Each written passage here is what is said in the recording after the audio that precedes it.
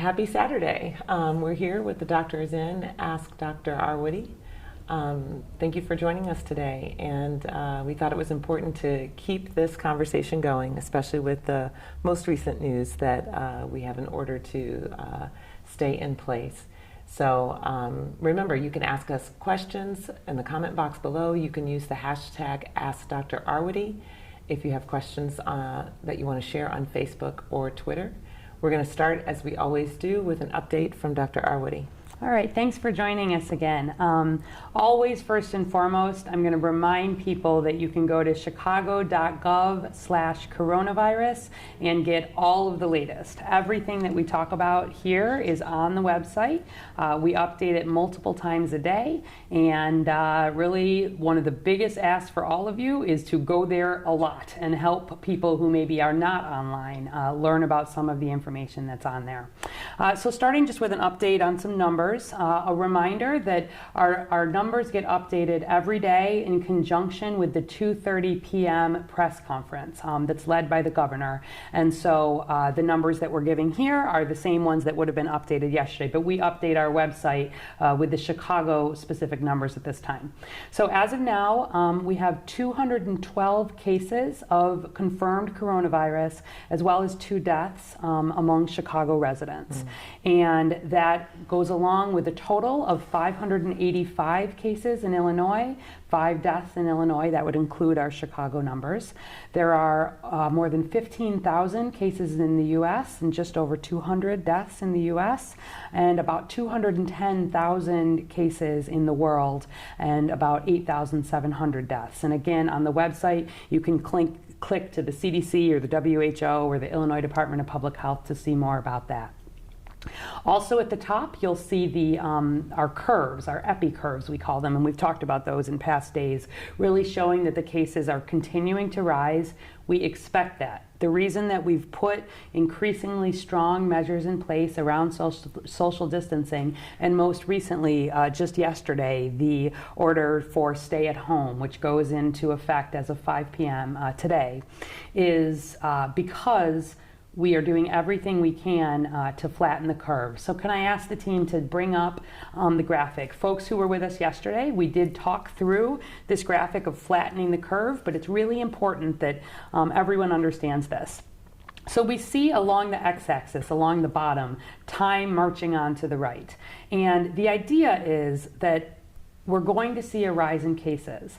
And if we see a very sharp, fast rise in cases, as we see in the red on left, if we didn't have any social distancing in place, very quickly you would see a big rise of cases, and then eventually it would come back down. But the concern is that you cross that dotted line where it says healthcare system capacity. Healthcare system capacity means all of the doctors and nurses and beds and ICU care that we may need to take care of a lot of people who are really sick with coronavirus. And I'll remind you that the people most at risk of the severe illness with coronavirus are those over 60 and those with underlying medical conditions. Anybody, any age is able to get coronavirus, and there can be individuals with really severe cases, but the risk is highest among the older individuals. So if we flatten the curve, meaning we move from that red, very steep peak to the right, that lower blue peak, that's with social distancing, you can see that we may still see an increase in cases, but we won't see as sharp of an increase, and we'll stay within the healthcare system capacity. So our hospitals will be able to care for that surge of patients, and we'll see lower patients infected overall. So that's one of the most important things for people to understand. I also want to actually bring up a couple of moving images. We've not tried this before, so I hope the technology works, and we'll get it up on our website so you can play with it. But this is an example, we'll put it up in a minute, of something taken from the Washington Post that shows a town of about 200 people. And before we start the animation, or even if the animation is already going, we start with the whole town being blue. Blue means people who are healthy, who have not been infected. And then as people get infected, they become orange. And then as they recover, they become purple.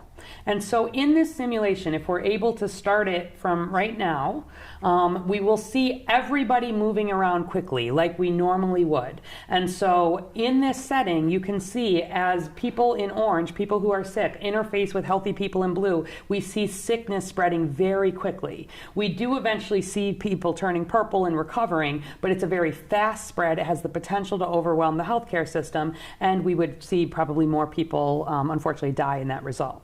So that's with no social distancing in place.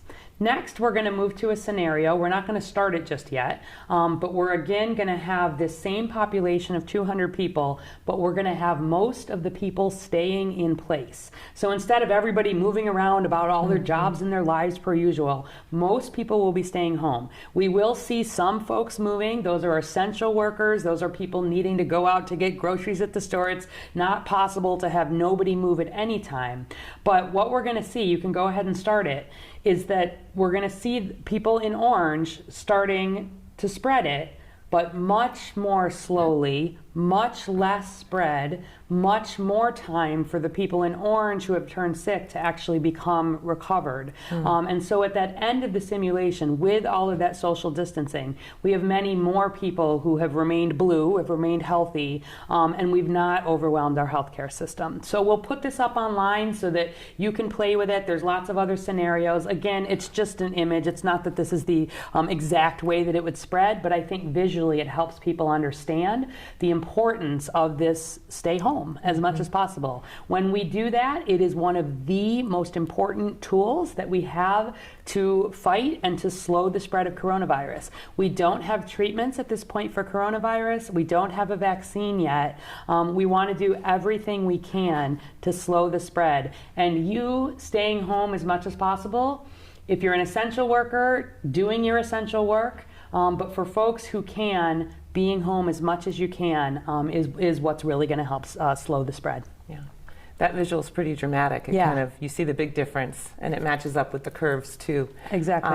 And it seems like it's really important not to overtax our healthcare system. I know in other places that's really been a problem. That's right. And for those who have been with us in prior days, and we have some of this up on the website, we've seen, particularly in Italy, Italy has one of the oldest populations in the world, and had a very fast rise in cases. And there are hospitals in Italy that have really been having trouble caring for patients, not having enough equipment, and just really overburdening the healthcare system. We're doing everything we can to avoid that here in Chicago and in the U.S., and that is why we've asked people to make all of these sacrifices. We know it's hard on people to have to be home. We know it's disruptive to economic and social and just our way of life. But this is about saving lives, and it is about really doing the best thing, especially for those who are most vulnerable in Chicago.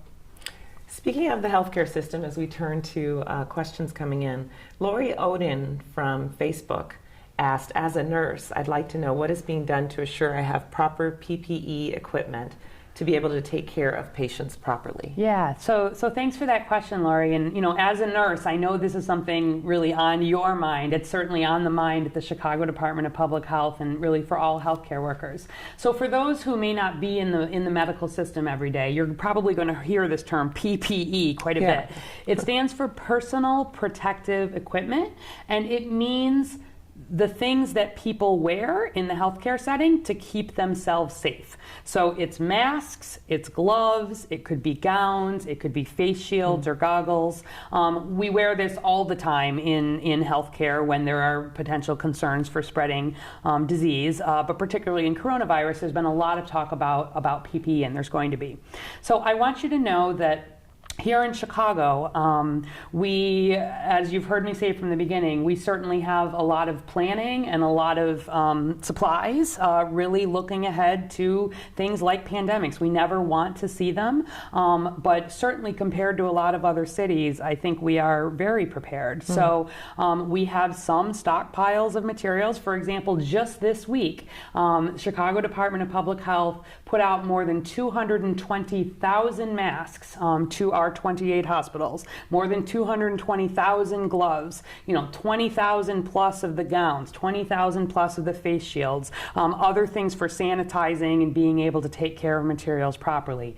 We're putting this out in big trucks to all of the hospitals. We're working on long-term care. We're obviously making sure that this PPE is getting to our first responders, and making sure that we're doing everything we can to protect the people who are most important in our healthcare system. I want to be honest that the supply chains for this personal protective equipment have been disrupted in a lot of ways, and so you're likely to see stories around the world, potentially around the U.S., of settings where there may not be enough personal protective equipment.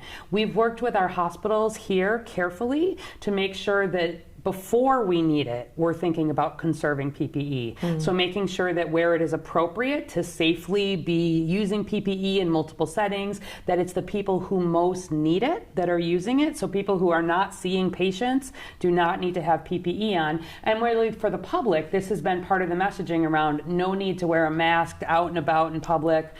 We do want to conserve this for the healthcare system. So I want folks to know that, we do have supplies here. We look to the federal government for additional supplies. But we're thinking long-term here. Really, the top priority is keeping, Lori and her colleagues as safe as we can while they're out really taking care of people with coronavirus and every day. Thank you. Here's a comment that came in from Twitter. Now, doing the shelter in, what resources are available for displaced workers, people who cannot work because they're absolutely. So I know there's a lot of folks who are in this boat. I also know during regular times, Chicago Department of Public Health, we do these surveys every year to understand people's health and their economic concerns. We know 6 out of 10 Chicagoans say that it would be very difficult for their family to weather even a $400 unexpected expense. And so we know that there are a lot of people in Chicago in pretty tight financial circumstances. If you are able to financially support, there are places right on that same website where we're really working to make sure that there's funds for small businesses, there's things to make sure food is in place, there's lots of really collective action with partners, nonprofits, the Chicago Community Trust, United Way, pulling things together. But on the website specifically, in addition to information about food, we will get everybody food who needs food in Chicago. No matter who you are, no matter what your circumstance, there's lots of information on there. I want people to hear that clearly. You do not need to be changing your patterns. I have not bought one extra roll of toilet paper. I have not been to the grocery store.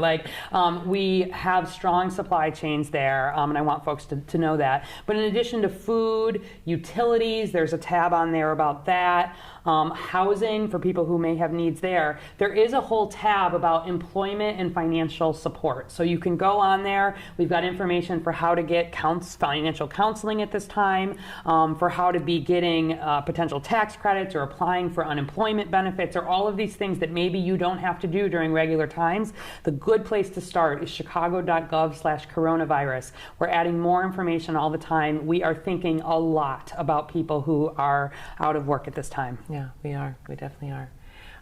At Walking Walls Twitter, my friend has epilepsy and he frequently seizes every 6 months, which would be around this time. Is it okay for me to visit him to check in on him with the social distancing and the sheltering in? Okay, so this is about someone who has a friend who has some kind of medical condition, it sounds like, and he's thinking about checking on him. So good question. I think there are a lot of people thinking about this, whether it's their older parents or grandparents, whether it's people with underlying conditions. So by and large, certainly, we want people staying home as much as possible. I would recommend in this case, if your friend has epilepsy, are you able to pick up the phone and more regularly be checking on him? Is he fine? Are there issues, etc.? If he would regularly go to get care for his epilepsy that he needs to, not be having the seizures, he should be talking to his doctor and should be continuing to get that care. This is not a time to not be continuing essential medical care. But also, if he's not able to reach his friend, for example, maybe his friend lives alone, he's worried there could have been a seizure. If it's someone who you are regularly checking on and you're a big part of their structure for keeping them safe, that probably is going to be something we're going to need folks to do, but really in a limited way, just when it's absolutely necessary. And always, if you're not able to get in touch with someone, you're worried about their well-being, you've been calling, etc., you can call 311 and request a well-being check. And we will be sending folks out really, who have appropriate training to make sure that we are checking on vulnerable folks. So we're doing some of that proactively, but that's just good for people to know. It's going to be a balancing act. I'm happy that questions like this are good because I can help you sort of think through what it means in your family. Here's one also on the same topic, at Strom Associates from Twitter. How effective is sheltering at home in reducing the risk of contracting the virus? Okay, yeah, so that's that graphic I just showed you. So the reason why we really have people sheltering at home and not moving around and trying not to be in contact with each other is because it's the most effective thing to do at a population level to really slow the spread. And so if you are going out, to pick up your food, to pick up your medications, to do the things that are essential, be keeping that social distancing as much as you can. If you're in that younger, healthier group and you're stepping up to really help your city, thank you. We obviously want to make sure that you're doing everything you can in terms of the hand washing and the cleaning and, again, social distancing, doing all of that as much as you can. But really having folks home is the most effective thing, because if you're home, everybody's been home, you haven't social distanced, it's not just in the air. Like, you have to be in contact with someone who has coronavirus to get coronavirus. And so that is why we're putting all of this in place. You can go out, you can take a walk. It doesn't mean you have to be completely in your home at all times, but it's about limiting that interaction with other people, especially outside the household. Got it. Now, this is a question about being inside the household. No one from my family has been exposed to the virus and no one is sick. Is it safe to eat dinner together? There are lots of us all across from ages 4 to 88. 4 to 88, yeah. So, yeah. So, and this is not very. We have a lot of homes with people with all different ages. So, if you've been home with your family, you can eat dinner together for sure. We recognize that people, obviously are going to continue to socialize. We're human, sort of in the setting of the home. I will say, sort of to the point of the 4-year-old and the 88-year-old a little bit. That 88-year-old would be in our highest risk category where we think about coronavirus. So I hope that 88-year-old is absolutely staying home, right? And that they shouldn't be out in any context. If anybody is even the littlest bit sick in that household, that 4-year-old, there's any concern, try not to maybe be in close contact with the 88-year-old during that time. Like, we want to also be thinking about if there's vulnerable folks. We've been really strong, even a little bit of illness. We're not saying it's coronavirus, okay, to be clear. We've got a lot of flu, we got a lot of colds, we got a lot of other things going around. But everything to sort of protect those vulnerable folks. But yes, you can eat dinner together. You can be a family. This is a time, your household has now become sort of these are your folks. The folks in your household right now are your folks by and large, and we want you connecting with everybody else as much as you can by phone, by checking in, but in terms of that more intimate contact and gathering at dinner, for example, the people you live with is who that should primarily be. Let me ask you this, in terms of being at home and that close contact, should we relax our hand hygiene practices if we're sheltering in and we're at home with just our family members? What a fantastic question, yes. So we really want everybody, washing hands. We've been talking about that from the very beginning, keeping surfaces clean. It is not possible to be at home for very extended periods of time without anybody ever going out. That's just not possible, and that's not the message we have. It's about stay home as much as you can. But certainly, especially if you're coming in and going out, wash your hands. Right? You go to the grocery store, wash your hands, you're doing all of this.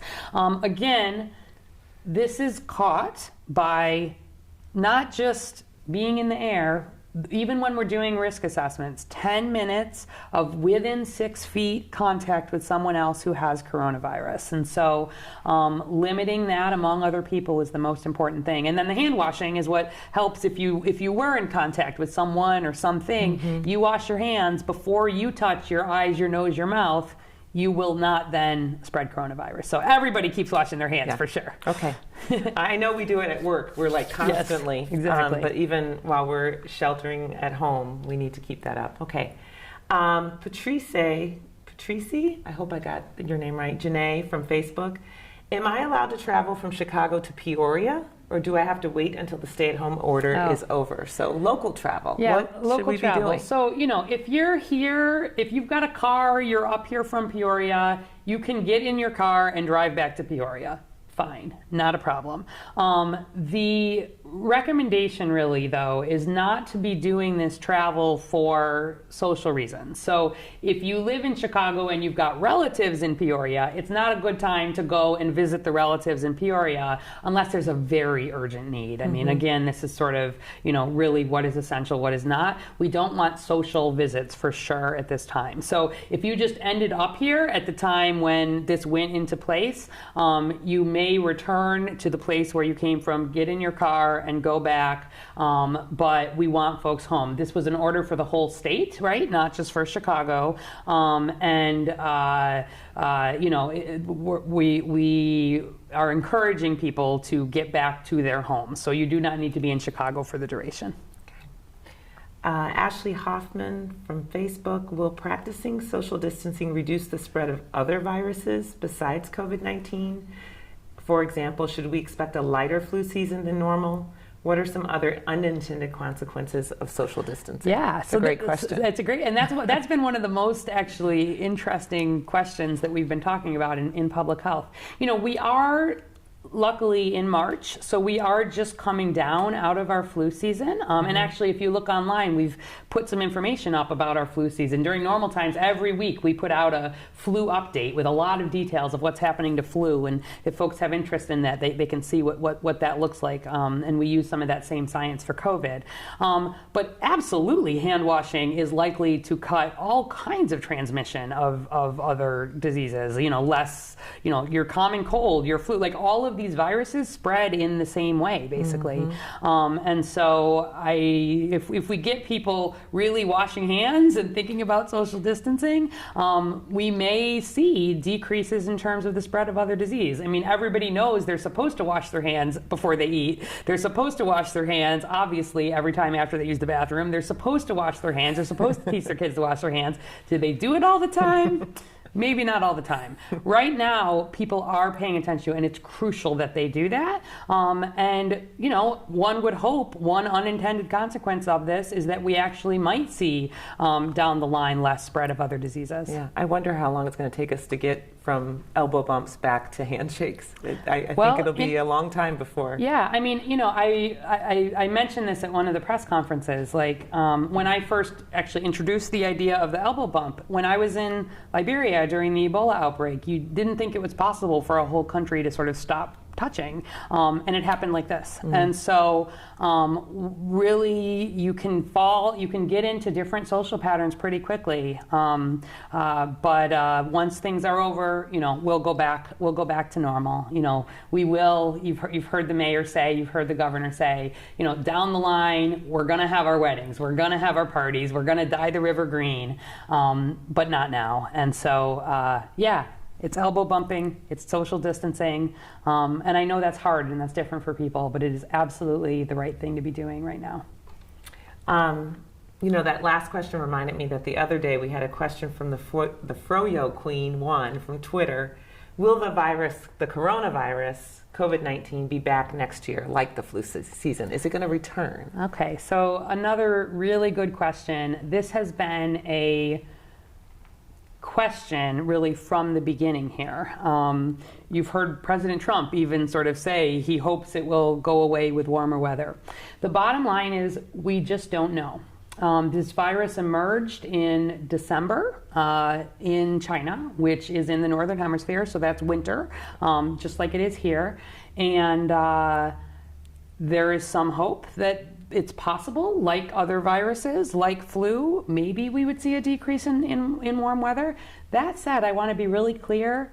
There are cases in Singapore where it's 80 degrees. There are plenty of cases in Australia where it is the middle of summer right now. And so it's clear that you can have coronavirus, you can spread coronavirus even when the weather is warm. Whether there will be some seasonality to it, we'll learn that sort of in the times to come. And I think either way, if there does turn out to be some seasonality and warmer weather makes the spread less likely, then we potentially could see a reemergence the next year.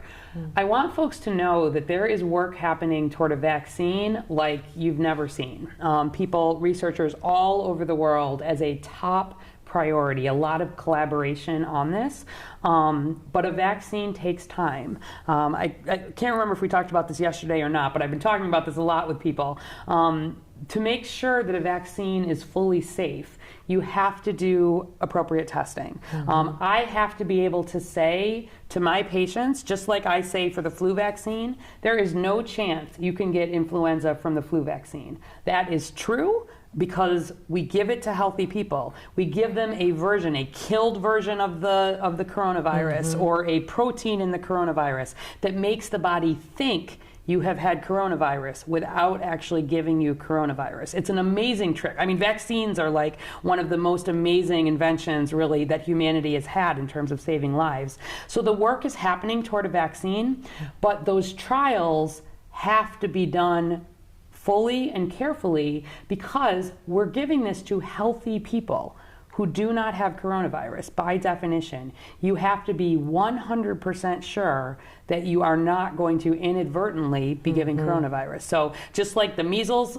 vaccine cannot give you measles, the flu vaccine cannot give you the flu, the work has to be done to ensure that a coronavirus vaccine is safe before we can deploy it widely, and that does take a year. Even a year would be really the fastest that we had seen a vaccine come in. There are early trials already happening with some promising vaccines, and that's happening as quickly as it can. But I don't want people to think that there's going to be a vaccine next month or in 3 months or in 5 months. We're really looking at, I think, realistically early 2021 before we would probably expect to see a vaccine available. And so another reason for all of this social distancing and all of this work is because we're waiting for that vaccine. Yeah. So these are the things that we can do ourselves Exactly. while we're waiting.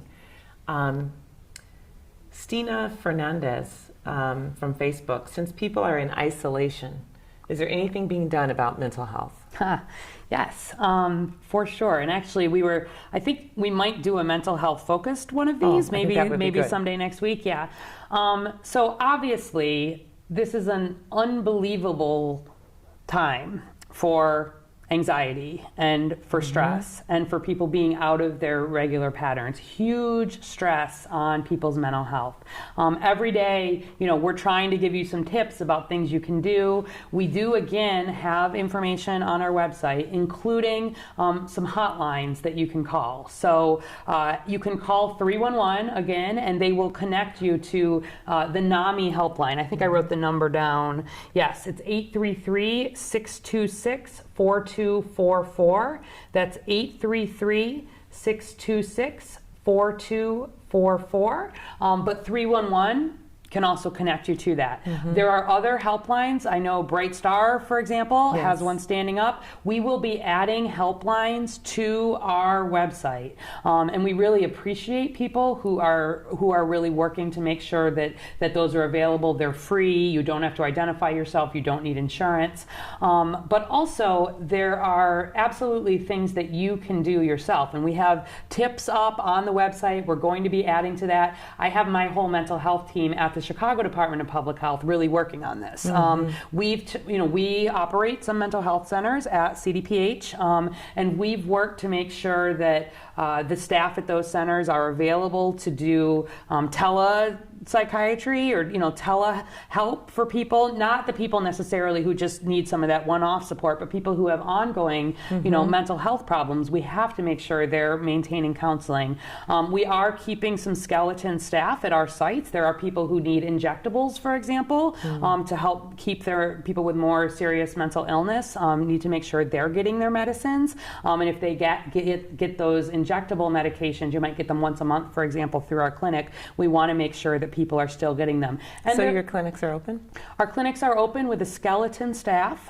They're designed, again, for people who really have mental illness that they need more mental health support that you could probably provide over a telephone or over a video type situation, or they need these injectable medications. But we have information on the website about our clinics as well. But I would ask people really to start, if you're not already in mental health care, to start with one of the calls to one of these helplines, and then depending on, where you need more help. It's not just CDPH. Mental health clinics all across Chicago, there's more than 200, are standing up, really figuring out how do we make sure right now, for a lot of people in new ways. Most people have probably never interfaced with a counselor, over their telephone or, via a Skype or a FaceTime type situation. But just in the same way that a lot of you, if you're able to work from home, you're probably figuring out new technology and conference call lines and how to do some of this online,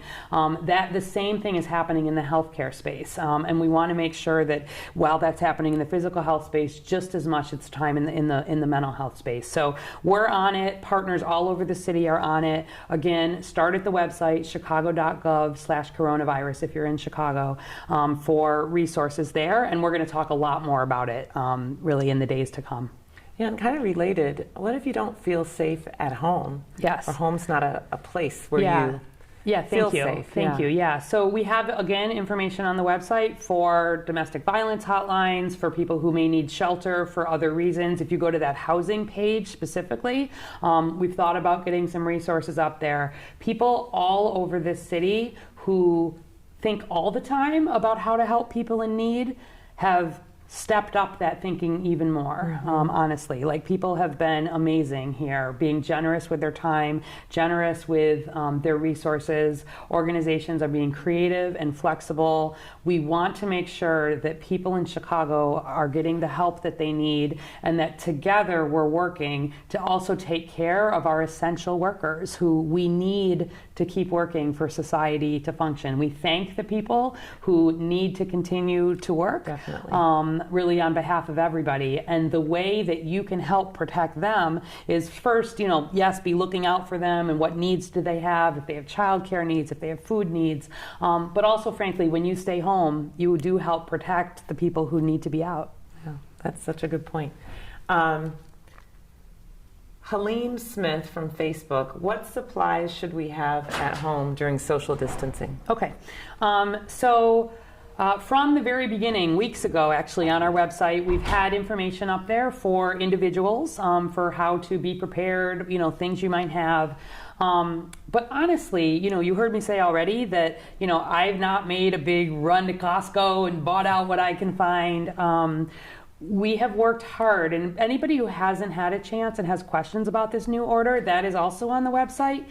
Take some time to read through it. There are pretty thoughtful exemptions. The city and the state and many partners work together to really think about what is essential. Everybody understands healthcare workers or first responders or the people who keep the electricity on are essential, but you also have to think about the businesses that support them, the whole food chain, the people who do the deliveries, the people who grow things, the people who stock the shelves. Like, there are a lot of specific identifications of essential workers so that we make sure we continue to get the basics done as a society to keep everybody else safe. And so in terms of the things that you need at home, I would definitely be encouraging you to make sure you've got prescription medicine at home. So if you're regularly on medication, if you've not already reached your doctor, you don't need to show up in person. You can be calling, making sure that prescriptions are getting called in. The pharmacies are working to make sure there's delivery services available. There's ways to make sure that you're getting that, but we want to make sure people continue to take their prescription medications. I'd say that's a big one. I don't need people stocking up on water. The Chicago tap water, we answered the first way. The first day is not a problem. You can drink it, you can take a shower in it, you can wash your hands with it. You're not going to get coronavirus from the water. So that's not as high on the list. I think certainly we're going to keep our food supply going here. I don't have major concerns there. I know people have been buying a lot of cleaning products, which I understand that I want people cleaning for sure. Again, I want you to hear that one of the other good news pieces for coronavirus is you don't need anything special to clean for coronavirus. It's good. Good old soap and water takes care of coronavirus. The regular products you would use to clean in your home are good for coronavirus. And if you want more details about supplies there, you can look online. We've got plenty on there about your cleaning supplies. If you're using the hand sanitizer, you want to make sure it's an alcohol-based hand sanitizer, which most are. It should have at least 60% alcohol in it. But good old soap and water is great for coronavirus. Got it. Okay. I think this is a question that's coming up from a lot of different people. Who may be a little bit confused. Is it safe to walk in the park? Yeah, so it is safe to walk in the park. Let's talk about parks for a second because I know people will have heard the announcement that libraries and parks are closed. The City of Chicago's parks and libraries are closed. But in the case of the parks, what that actually means is that the park buildings are closed. The field houses are closed. So if you would normally use the bathroom or you would go into the facility to use the gym or to have activities, those buildings are closed. Playgrounds also. We talked about playgrounds actually, I think both of the last couple of days. And, an individual child on a playground, not a big concern, but recognizing that playgrounds can really be magnets for bringing kids together, even if that's not the intention. Gatherings start. The decision was made in the order that was released yesterday that playgrounds are off limits. So I know Chicago Park District, where it is possible to potentially, lock or block playgrounds, they'll do that. Otherwise, they'll put signs up. But you can absolutely walk through the park. In fact, we want people, taking a walk around their block. We want people, taking a run through the park. If you do that by yourself or you do that with the people who are in your household regularly, there's not a concern for coronavirus for just being in the air. It's great for your mental health. It's great for your physical health. And goodness, if you have kids at home, please make sure the kids are getting out and getting some exercise. Let them run around. Let them ride their bike. Let them, get some of that energy out. It's really important to help keep kids healthy, and frankly, for the parents, help keep your mental sanity too. So yes, you can walk through parks, but the buildings will be closed. And in all times, where you're out, be responsible. Think about social distancing. Don't go further than you need to go. But short outside the home, near your place, on your front porch, absolutely, you can do all of that. Great. I'll give a shout out to my neighborhood park, Chase Park, which has a great track that I am still running on. Good. Here's a really good question from Jorge Flores from Facebook. Can I go do my handyman work? I'm self-employed. Yes. So again, take a good look at that order. It's a lot of pages, and we're going to be getting a lot of probably individual questions like this. If you look, we list in a lot of detail the different categories of jobs that are available. And if your type of job is listed, you are considered an essential worker and you can continue to work. I will say that if there's not a necessary handyman job right now. I mean, we think about the difference between, if I'm at home and something major breaks that, is a problem for my security or, is going to be a danger in some way, obviously that needs to be fixed. Is it a time to call a handyman to help hang a picture on a wall? Not really. And so we've thought about where those requirements are. But hardware stores are open. Plumbers certainly, I know, are exempted for these emergency type situations. I don't want to answer kind of for an individual situation. Look at that order. And then our business affairs and consumer protection section is working really hard to help make sure that order is getting translated to these individual one-off questions. So start with the order. If you see your line of work listed in the order and you're essential, you can continue to work. But even there, really, we're talking essential work, okay? Yeah. So it's like how we talk about elective surgeries at this time. That's we're right. not doing them, That's right? right? So I might be thinking, oh, I'm at home. Let me redo the kitchen. I've been waiting to be around to do this. That's right. No, that's not elective. the time to be doing it. It's elective, yeah. All right. So maybe I think we're going to wrap up soon. Do you mind if I just give a couple of? I want to also give some sort of positive news every day. Honestly, there's a lot of things that we can be doing. Things you can be doing. There's a lot of scary things that are happening. We are so serious about this and the need for you to be home. We're thinking every day about the people who are in the hospital. We have people who are critically ill with coronavirus in Chicago. But at the same time, we recognize most folks are home. And so, you've already heard some of the things that you can do for, you can go for a walk. You can pick up the phone, please call, be checking on people, work on building those connections. I've heard of people who are, watching TV together, sort of with the phone on, or getting some of the video chat type things going. People trying to do virtual book clubs, ways to sort of think about having some of those connections. Please, though, turn the television off for a few hours today also. I know that there are people who are watching TV and all the news is about coronavirus right now. That's a good point. And it can really, I think, be hard to separate your daily life from those stories of coronavirus. Turn the TV off for a few hours. We want people to be informed. Check out the website, but don't spend every minute on our website either. Take some time that's not connected to media, and talk to somebody instead. Go for a walk. We also are looking for people, if they're young and healthy, who are interested in donating blood.